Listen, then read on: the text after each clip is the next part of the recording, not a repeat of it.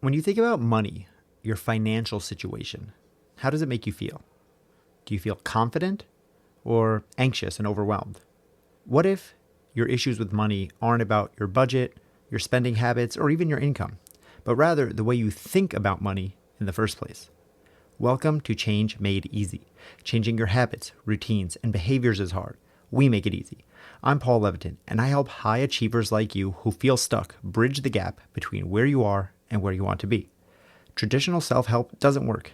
It's either too rigid, too generic, or too overwhelming. My approach is different.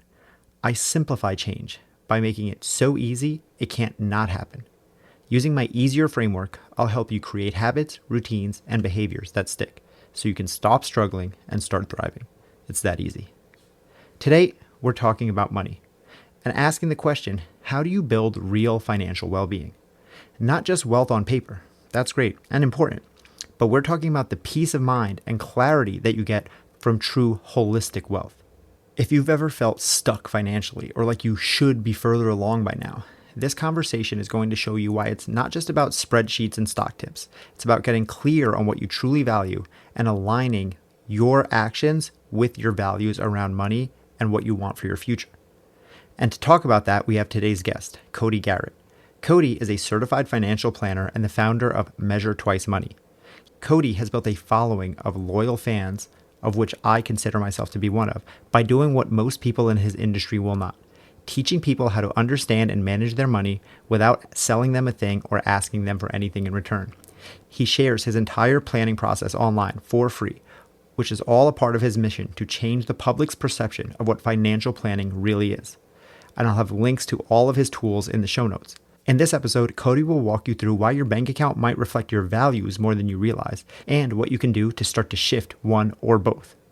He breaks down the money scripts that often run in the background of your mind, including one that almost everyone has but doesn't even realize. And make sure to listen in for Cody's explanation of why when he starts with a new client, numbers are the last things he talks about. Instead, he starts with purpose, values, and the big question that he thinks every person needs to answer before they can build true wealth. So if you've ever wanted to feel less stressed and more clarity with money, this is the episode for you. Let's dig in.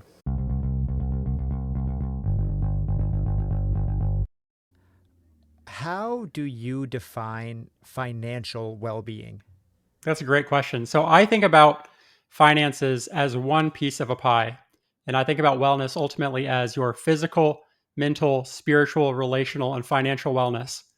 And what I find is that if we were to put those out as a pie and say, how big are those slices in terms of how much time, energy, and financial resources I invest in that area, we'd probably come up with very different things. I can immediately think that in terms of physical wellness, I would love to invest more in that area, time, energy, and financial resources. So ultimately, yeah, I think about wellness is comprehensive, comprehensive yet not overwhelming. I think sometimes we think that comprehensive means that you have to be an expert in everything. We will today, talk today about simplification and automation and some ways to make this stuff simple, simple but not easy, as they say. But I think of wellness, even though I work in the financial space as a financial planner and educator, I really think that our money, the job of our money is to support our life, not the opposite way. So not the other way around of kind of fitting our life into our money. Let's fit our money into our life. It requires some intentionality, certainly. But once you set it up and you're more thoughtful about that overall pie of the physical, mental, spiritual, relational, and financial wellness, you'll definitely be in a better place tomorrow. Yeah, I appreciate that. I love thinking of money as a tool and how it can help us in all areas of life. And you're right, everyone is different. You and I, our pies look differently, and where we invest and where we want to invest more, both literally and theoretically. But how do you, in the beginning, start Hmm. to get this piece of the pie under control? The financial piece, as you just said, sometimes it takes time, energy, and literal money resources to invest into these things to Hmm. get it under control. So when I'm first starting to think about, okay, people talk about financial freedom, people talk about not Hmm. working until they're 80 years old. I want to be that person. I'm 35 now, maybe I'm 40 listening to this. How do I start to take control of this stuff if it's never something that I've paid attention to in the past? Yeah, I think it's first starting with an education of understanding. I think about it as two islands. right? So our job, financial wellness, is building this bridge between two islands. One island is I call your comprehensive financial ecosystem. That's everything in your life with a number on it. So that's all your financial documents, your pay statements, employee benefits packages, your investment statements, maybe your estate planning documents and things like that.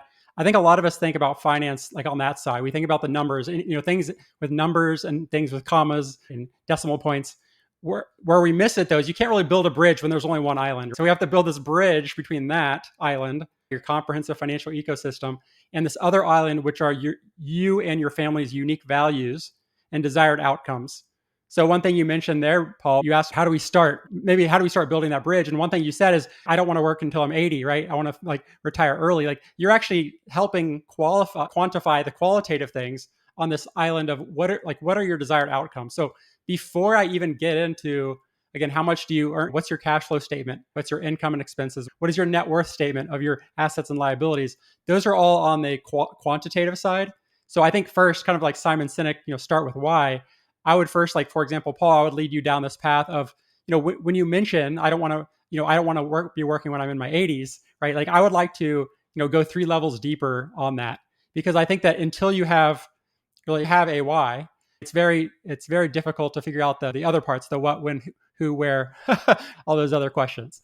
So yeah, I really like to step back, and maybe the irony in this is I like to start thinking about finances completely taking away the numbers. And certainly you definitely get back to the numbers, but I think it's so important that we understand kind of who we are and who we want to become before we start plugging the numbers in. And I'll actually, Paul, I'll ask you kind of a basic question here. This is maybe a starting point for you is, so Paul, if you were to think about letting a stranger, so somebody you've never met, who's never met you, doesn't know you, if they were to review your credit card statement and your banking transactions, what might they assume about what you value? Yeah, that's a good one. I mean, honestly, they're not going to see much. I don't spend a lot of money. So the podcast editing software and gym memberships are the majority of my spending. So I think that does align very well with my values. And yeah, I mean, I love that exercise. Show me your credit card statement and show me your calendar. If you could show me those two things, I think that we can see everything about. People will say, I value family. And it's like, well, okay, well, let me see what you spent money and time on in the last 3 months. And if it's all work and no play with your family and all your money is on your cars and not your kids, that we start to see discrepancies there. Hey, real quick, we'll be back to the show in just a few seconds. But right now, I just have to tell you about my free weekly newsletter. If you want to join the thousands of change seekers just like you who get a curated list each week of 5 educational, informative, and inspiring pieces of content to help you on your quest for change, then click the link in the notes that says free newsletter right now. You'll get signed up for free tips that will make your change journey easier, sent straight to your inbox every Friday. All you have to do is click free newsletter in whatever app you're listening on. Okay, now back to the show. So I love that. I love the differentiation between the quantitative and the qualitative. I think it's maybe Young who said he who has a why can survive anyhow or something like that. So especially with this stuff, like the number stuff, as you, already when you're saying income statements and this and that, like already my head is like, well, like I don't want to with that. So how is it that you got to this point being a financial planner, but saying, I don't even talk to people about finances in the beginning? I would imagine that's kind of a contrarian way to go about this. Yeah, I mean, I just found that this over time, I've worked with hundreds of families from different backgrounds and different financial weight classes in a way. And I think it really comes down to, I find that money just magnifies who you already are. I know that's a very simple phrase, but what I find is that I work with people who, let's say, have $10 million investable. They only spend $40,000 a year, right? Like they certainly have enough money, right? But they've lived a life of not just frugality, but anxiety, that fear of future uncertainty that may not come to pass. And what I find is that if I just focus on the numbers, I can't really help somebody gain confidence without first gaining clarity. And what I find is that if somebody is frugal and anxious throughout their whole earning, part of the career accumulation, like it's going to be impossible for me to make them feel, confident moving into retirement. Because what I find is that that person who is anxious with, $10 in the bank is still anxious with 10 million in the bank. So I think that without identifying, those deeper intentions, and also, of course, the history. I know it sounds like I'm going into therapy here, but like really, my job is to really help people understand themselves better. I think that the number one quality characteristic in a good financial advisor, financial planner, is genuine curiosity. So again, I maybe a little selfishly, like I really like to learn more about people, maybe in a sad way, in a way, like sometimes, people sharing their fears and anxieties can give me a lot more information than the stuff that people say they want. So it's almost like ask somebody what they don't want, and you'll actually figure out what they do want. It's very interesting as you're talking, because the way that you're explaining how you work with people in finances is exactly how I work with people on the health, wellness, mindset side of things, and exactly how I was trained to work with people. This is not by accident. As you said, someone who has $10 in their bank account and they feel anxious about money will still feel anxious about money when they have $10 million in their bank account. And that's very much the same as the person Mm, who thinks that they're unhappy at a higher weight and think that when they lose the weight, everything will be different and they'll will be unhappy. But if you haven't gotten mm, through to the root issues of what is causing that unhappiness, it usually actually isn't the weight, it's something deeper than that. So I'm not a therapist, but we end up playing therapist a lot. And as you said, the mm, connection piece is so huge, because that's the same thing as a personal trainer in fitness and all of this stuff. It's like I could just tell people what to do, but mm. that no one does that. Of course, if all we needed Yeah. was more information, then Google would have solved every Mm. issue that we have. Chat GPT can do all of that. And yet people are still stuck, frustrated, stagnant, spinning their wheels, whatever. And I love that the personal aspect that you bring to this. So I'm curious, in your business, Mhm. why or how did you become so passionate about helping people and Mm. start to give away so much for free? Yeah, I think that there's this idea of money scripts. There's a few different money scripts. So they're kind of like the stories we tell ourselves about money that are primarily subconscious or come from our history and our families. And one of my money scripts is certainly money vigilance. Like I'm a type of person who has an emergency fund, or always want to prepare for the emergency. Is the definition of an emergency is the one thing you didn't plan for. So you're always ruminating about what's the possible thing that could happen. But I identify with this money script of money avoidance, which is this idea that maybe growing up, when I didn't grow up in a family with a lot of money, if I asked if I asked for something as a kid, it was like at the most you might get it for your birthday or Christmas, but you didn't get it the same week you asked for it. And I saw a lot of friends, they were going through, I don't know if do you remember the East Bay catalogs? So the East Bay catalogs of all the Shaq's new shoes and the Michael Jordan shoes and the jerseys and stuff. And I had a next door neighbor. Again, not nothing bad about him, but my framing of this is he grew up kind of like anytime he wanted something out of that catalog, he would just say, "Hey, mom, I want this," and it would be in the mail the next day, or they go to the mall to go get it the same day. And I think that I developed this limited belief, and I was telling myself this story that people with more money are bad, or like they don't deserve it, or there's kind of two parts of it. Was people who have money, I assume they'll do bad things with it. And I assume that if people have money, that they might have done something bad to receive that money. So I was seeing people who really didn't align with my core values, right? Of like the things that I thought were important, and seeing that they had more money. And again, I told myself this limited story that's better to have less money. Kind of, I think that's part of it. I think that's part of why I give a lot away. I think that I still have maybe this going into my own therapy. It's like maybe I feel like I'm undeserving of not just money, but like other things, right? Again, you can get deeper into like, why don't you think you deserve success or money or freedom or things like that? So, but what I find the irony in giving, maybe this little sidebar, that I really define kindness as giving to others without expecting something in return. I think a big part of this story for me is that, again, you look at anything that you're sold, for example, on social media or on on the internet, for example. Anytime you see an ad, if they provide you any value in that moment, it's really kind of with an end in mind of selling you something, of benefiting from you. And especially in the financial advisory industry, there's so much information out there, like, hey, here's a little bit of personal finance education, and if you want to learn more, set up a free consultation. It's kind of like saying, like, there's this barrier between you and an education. We're saying, hey, like, you can get an appetizer of what you can learn, But if you really want to learn this stuff, you need to hire me. And this false belief in our industry that that you can't manage money, you can't manage your own money successfully. So again, a roundabout way of saying that the industry I found is kind of lacked transparency and generosity in the past, and then also just growing up, I actually found that I felt I just naturally feel good giving to others without expecting something in return. Ironically, I ended up in a place career wise where I'm actually doing much better financially. Almost like the more I've given away, the more my businesses have grown. Maybe just because of that, just the different way of doing business. Yeah, so good. There is, I don't think, no coincidence in the fact that the more you give away, the more money that you make. And they've studied this and shown this. There's the law of reciprocity.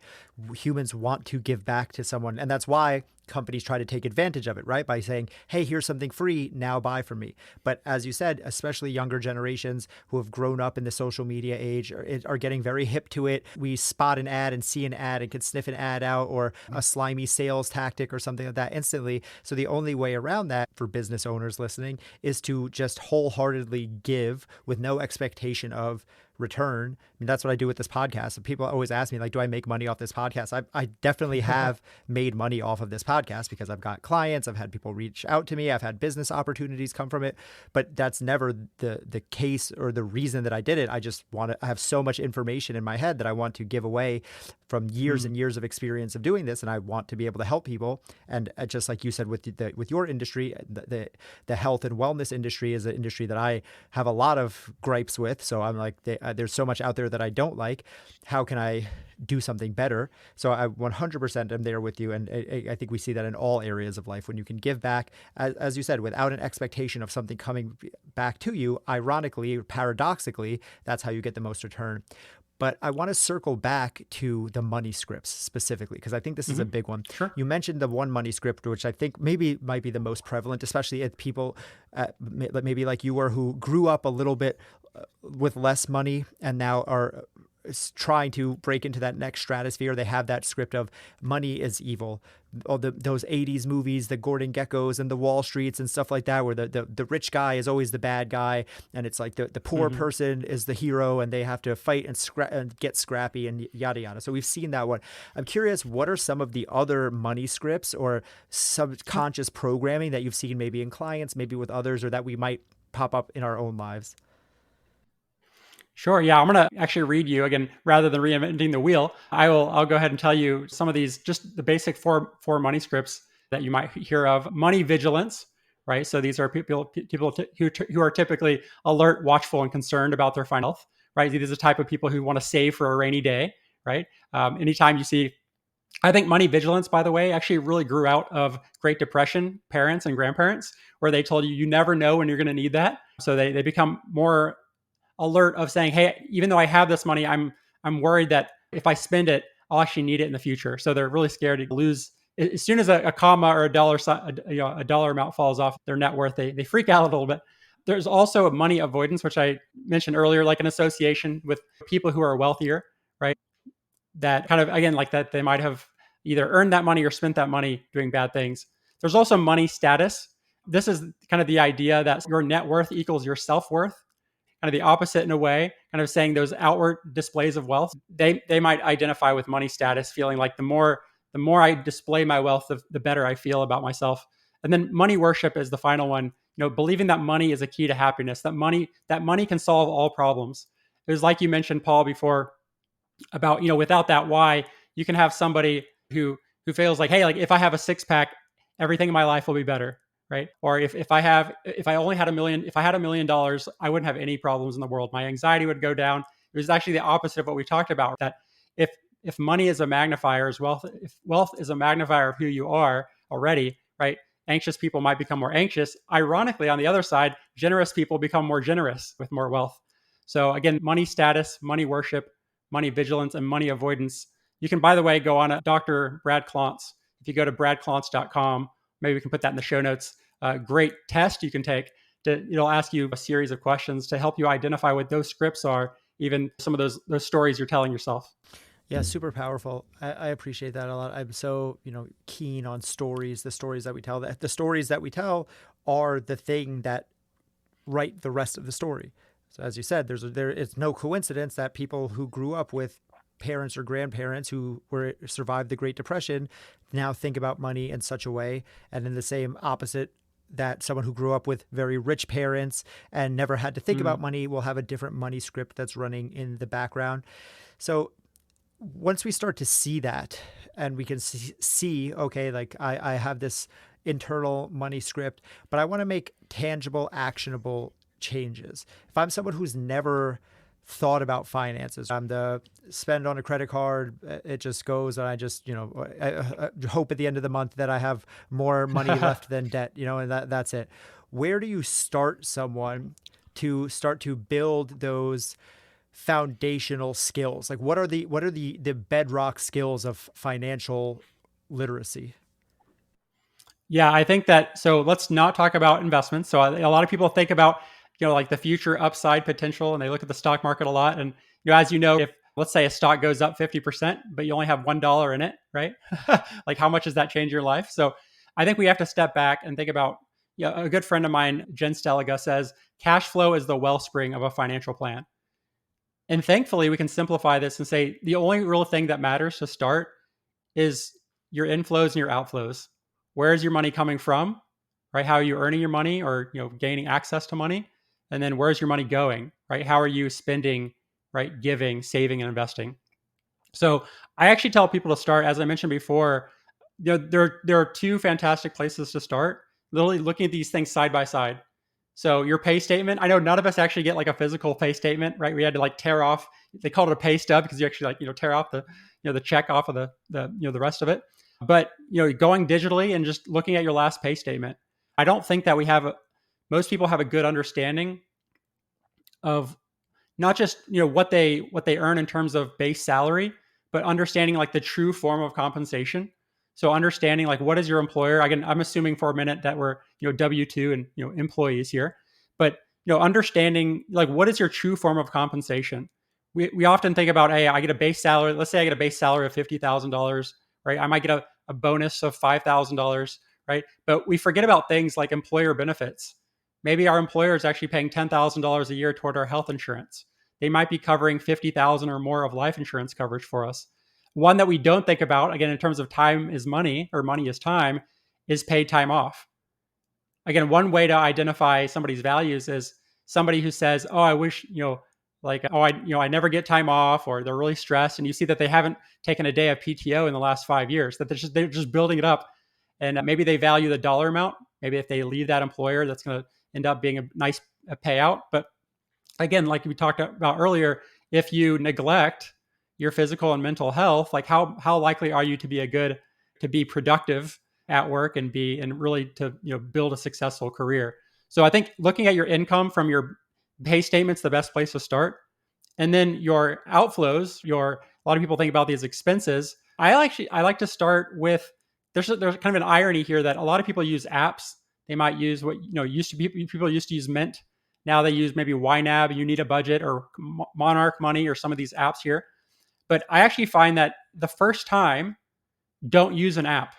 Make it as manual as possible the first time, which doesn't sound simple. You're like, well, why don't we just simplify, use an app? Those are easy to get started. I actually find that, kind of maybe eat that frog, like do the hard thing first.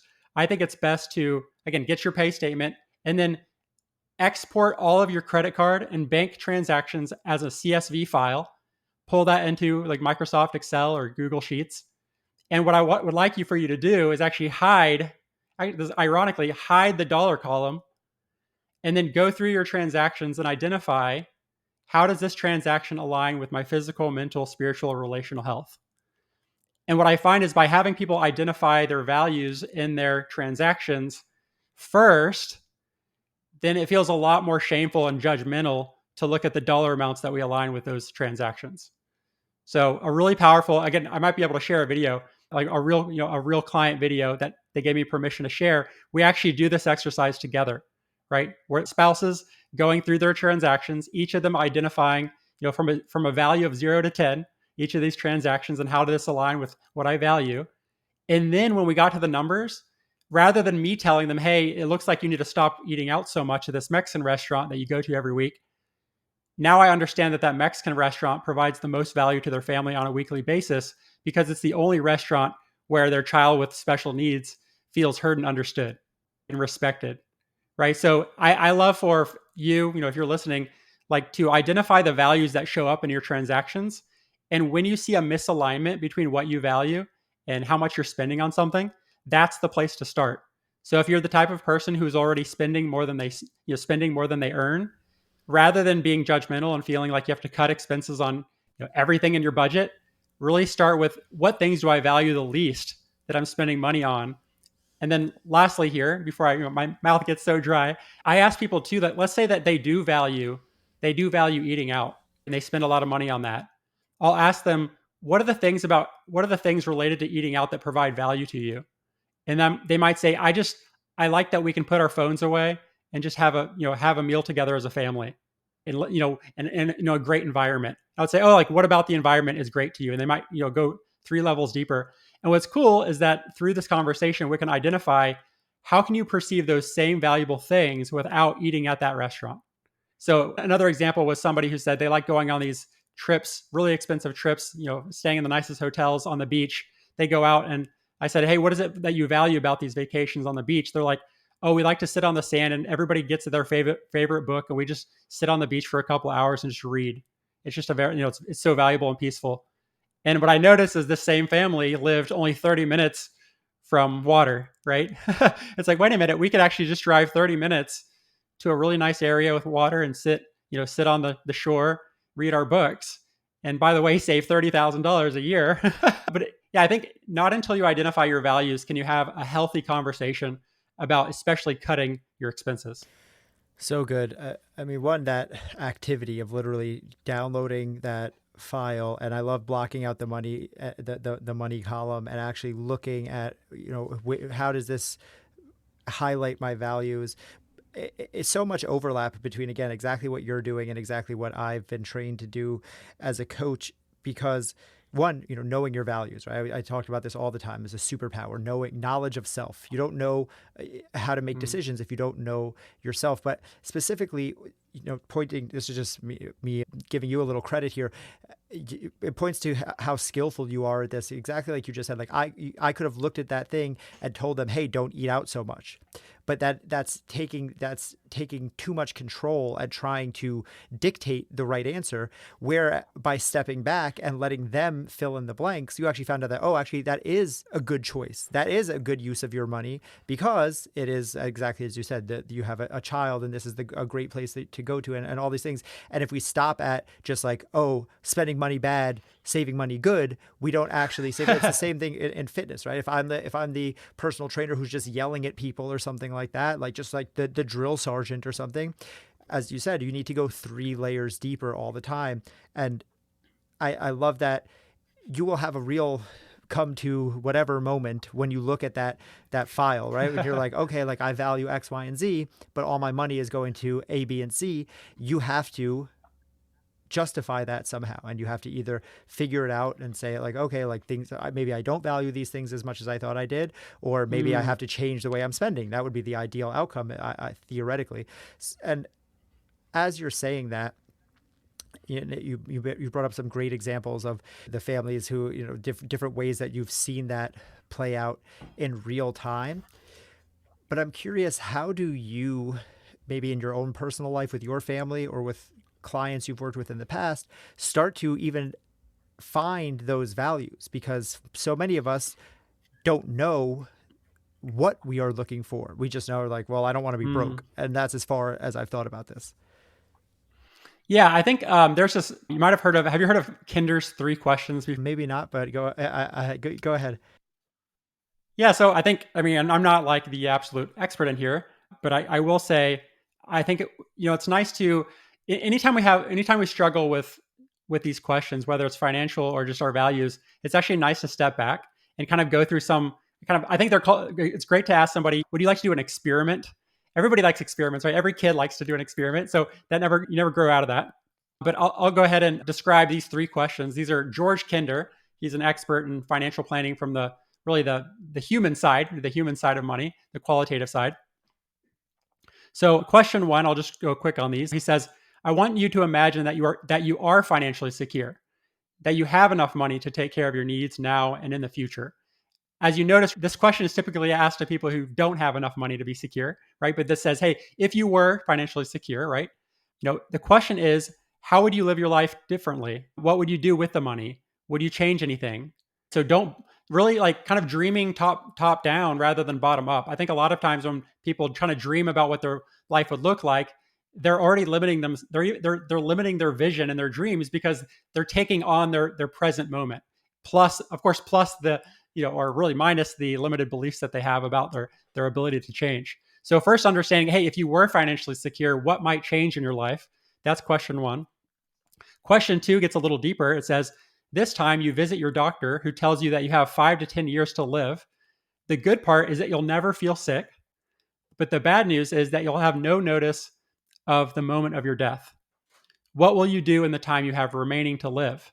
So again, it takes on the question one of assume that you are financially secure, that anything you would want to spend money on, you could afford, but you have a limited time, which by the way, memento mori, right? Remember your death. We all have that limited time and don't know the date. So if you knew you were going to die in the next 5 to 10 years, how might you change your life if you did have financial security?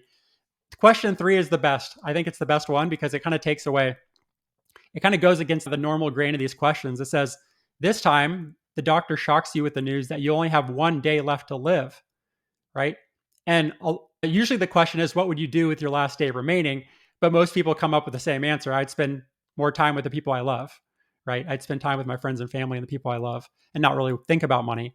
But it says, notice what feelings arise as you confront your real mortality and ask yourself, what dreams will have been left unfulfilled? What do I wish I had finished or had been? What do I wish I had done? Did I miss anything? I think when you get to that third question, you have to go to that third level of the dream state, dreaming without those limited beliefs to really understand what you value. And kind of ironically, if I ask myself this question of what did you miss? Again, by the way, I'm not financially secure, but I can confidently say that I don't feel like I missed anything. If I left the earth today, I wouldn't feel like something was undone. Which again, I know that I won't feel that way every day, but I think that maybe coming from a place of kind of daily gratitude and practicing these questions like regularly, I've come to a place of feeling like, hey, like I think I'm good, and I'm going to continue moving toward the things I said I valued and wanted to change in questions 1 and 2. Yeah, those questions are very powerful. A extremely eye-opening process to walk anyone through about money or not. Again, that's why I love there's so much overlap here just with everything. And anyone who listens to the show enough knows that I say all the time, everything is the same. That's why I love talking to a financial planner because it's the same thing I talk to people of fitness about. It's the same thing that life coaches talk about. It's the same thing that entrepreneurs or business coaches or CEOs talk about. It's the same rules apply. This is just life stuff. And to your point, Cody, about if this was you doing this experiment, you would say like, no, I feel pretty good. One of my favorite books is The 5 Regrets of the Dying. And they talk about, this is a hospice nurse who wrote her memoir about her time with people in their last stages of life and what she found that people's biggest regrets, and almost never was money the regret. It was always it was always experiences, and more often than not, there's another book called Regret by Dan Pink who dives into this even more. More often than not, it was things that we didn't do. So very, very rarely in the studies do they find that people regret doing things. It's never, I regret going out for that team. It's, I regret not trying. I regret asking that girl out. It's, I regret not doing it. It's not, I regret investing in that thing, even though if you invest in that thing and all the money goes away, you probably feel in that moment like it's the end of the world. But usually there's something bigger. It's those deeper held values that we will start to chip away at and understand, again, going 1 layer, 2 layers, 3 layers deep. So I really appreciate you sharing those questions. And I think that anyone who's listening would be served to take a few moments after this episode and actually go through that. I want to know, Cody, you're doing so much. You have 4 businesses. You're giving away a ton for free. You have a podcast. You have so much going on. What's the change that you want to see in the world? Yeah, I want to, first I'll start maybe smaller in the world of, personal finance. What I want to see change is we talked about again, more transparency, generosity. There shouldn't be barriers between consumers and advisors, consumers and professionals. Like everything I know should be freely available to everybody else. And by the way, it is. Sometimes it needs to be packaged more nicely, maybe on a YouTube playlist or something. So certainly the generosity, transparency side. But my big mission, again, if I were to kind of the big, very big, audacious, what is it? The BHAG, right? The big, hairy, audacious goal is that I want to change the public perception of financial planning. And what I mean by that is I want people to understand, yes, like we said, that wellness is physical, mental, spiritual, relational, financial. But the other idea is that financial planning isn't just choosing which investments to buy and sell. I think that we're surrounded by personal finance media. Like you turn on anytime you hear about finance on the media, it's about like what's happening in the stock market. But as you even talked about before, if you don't understand your income and outflow, like who cares what you're investing in if you're not actually putting money into the account? So I think my passion is to change the public perception that financial planning is truly comprehensive. It covers those islands, everything in your life with a number on it, your comprehensive financial ecosystem. Also, like I mentioned, your unique values, desired outcomes. Really, you can't build a bridge between those two islands if you don't have the clarity. Like you can't build that confidence until you have the clarity of those things. So ways I've done that, by the way, if you go to the Measure Twice Money YouTube channel, I've actually shared my entire financial planning process freely as a YouTube playlist. Literally, you can, I just say, hey, here's everything I do for clients, with clients, collaboratively. You can do it yourself. I also, again, I do sell some video courses that include some downloadable templates for people who want to be more efficient and not necessarily want to start their own templates from scratch. But also my financial planning meetings are actually on YouTube to watch. So we talked about that idea of how do you really help clients understand their values. You can actually watch me in a real client meeting with a real financial planning client, helping her. So yeah, like ultimately I want to change the public perception of what financial planning includes quantitatively, but I also want people to understand that it's really a collaborative conversation. That my role as a financial planner, by the way, I'm not accepting clients, so none of this is a sales pitch to hire me as an advisor. I'm not accepting new client relationships, but I will say that a financial planner's job is not to tell you what to do. It's not just give me money and I tell you what to do. It's to help families, individuals and families, make their own well-informed decisions. What I mean by that is, well-informed is that rather than me telling them what to do, I provide personalized education so they have that clarity and confidence to actually make their own decision. And Paul, lastly here, this idea of, you might have heard of motivational interviewing, right? So rather than telling people what to do based on my own bias and kind of what I've been taught in school, I like to ask enough questions where clients actually determine their own path moving forward. And my list of recommendations is actually their own recommendations for themselves, often even in their own words. So it's kind of ironic there is that they'll say, oh, wow, Cody, your recommendations are so helpful. Thank you so much. But maybe it's a little bit of a righteous trick that all of the recommendations were things that they already knew they wanted to do, but they wanted to gain the clarity and confidence to actually move forward with that implementation. Yeah, I mean, I love that. Everything that I do, all of my coaching is built on motivational interviewing, which is why, as you're talking, every time I'm like, I can see what you're doing, and that. But to me, that is the exact way to change. I like going back to, if it were as simple as just tell people what to do and they'll do it, we would live in a different world. The reality is people do what they want to do. So it's the coach, the advisor, the therapist, the whoever's job to help them find that place. I look at myself or you as, I would say, a guide on the side. Like, it's still your journey. I just have to help you get there faster and more efficiently, because I might even know where you need to go, where you want to go, but it doesn't do me any service or do you any service to tell you to skip the line. You have to go through that process yourself. I want to just highlight for the listeners something that you mentioned as you were talking. You said it's not just about picking stocks and things like that, and realize that we are 30 plus minutes into an interview with Cody, a certified financial planner, all about talking finance and financial wellness today. And we have not talked about stocks or investments or anything like that for even 1 minute. It's the same as, again, when people talk to me about fitness and they think I'm going to talk about, should you be doing squats or lunges? And it's like, let's start with the basics. So much can be done with just the fundamentals. Only when you have the fundamentals so down packed that it's second nature do you even need to start wasting any of your finite mental energy on the higher level stuff. So many people screw themselves up by jumping straight into that without having a grip on the basics. Like Cody said, money in versus money out. Why are you on Robinhood when you don't know how much money you're spending every month? Like you're way off base. So I love that, Cody, and everything that you're doing to make this more accessible. You sharing all of that on YouTube. I'm going to link to all of that in the show notes. The last question that I have, maybe you've already said it because you've already given us so much actionable advice, but if you had one action step that listeners can take right now today, as soon as this episode ends, as soon as they take their headphones out, to start making whatever change they're trying to make in their life a little bit easier, whether it's financial or otherwise, what would it be?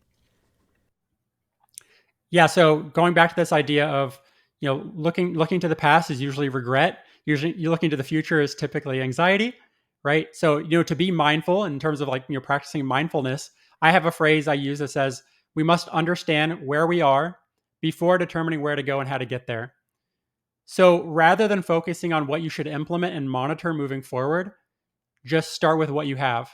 I'll share with your listeners, there's a data gathering checklist, which is a list of all the financial documents that are relevant to a family, an individual or a family, that once you can even watch all the videos on YouTube, but it actually breaks down step by step how to review every one of those financial documents so that you actually have clarity over where you currently are. And then again, not until you have that clarity of where you stand today will you actually feel confident with which things you're buying and selling, which types of insurance you are either getting or intentionally not getting. So before you can take action, implementation, and monitoring, which is at the end of the financial planning process, you first have to do your data gathering, which is both quantitative, qualitative. And if you're married or if you have family in your house, start having these conversations and make it, as I mentioned before, think of this as an experiment, right? Don't think of this as a chore or a job. And a lot of people think the word budget is like another 4-letter word, right? People hate the word budget. Can we call it value-based spending? Again, call it whatever you want, right? But until you understand where you are in the present, if you have a stack of bills in the mail that you haven't opened yet because you're scared about what it's going to say, again, not opening the bills doesn't make it any easier, right? So again, open the bills, put it all on the table, right? Get your pay statement, your employee benefits, your tax return, all those things, put it on the table. And by the way, if you feel overwhelmed and don't know what all these things mean, again, there's a lot of free resources like I provide, but there's also there's financial planners and coaches who specialize in providing and helping you provide that clarity without making you feel bad about what you've done in the past. Yeah, I love that. I appreciate all of that. And for anyone who, I'm going to link to your YouTube in the show notes, your website. For anyone, I know you said you're not taking clients, but for anyone just wants to learn from you and see what you have going on, where's the best place to point them? Yeah, so the Measure Twice Money YouTube channel is where I'm providing a lot of free information.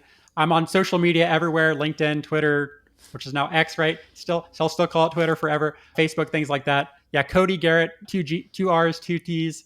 Yeah, just start with the YouTube channel and you'll find all the other stuff from there. If you're really passionate about making this change stick, then I just have to remind you about my free weekly newsletter. Don't miss out on joining the thousands of change seekers just like you who get a curated list each week of 5 educational, informative, and inspiring pieces of content that will help you on your quest for change. Go to the notes of whatever app you're listening on and click the link that says free newsletter now. And you'll be signed up to get free tips sent straight to your inbox every Friday that will help make your change journey easier. All you have to do is click free newsletter right now. Go to that link and I'll see you back here every Tuesday and Thursday for new episodes of Change Made Easy.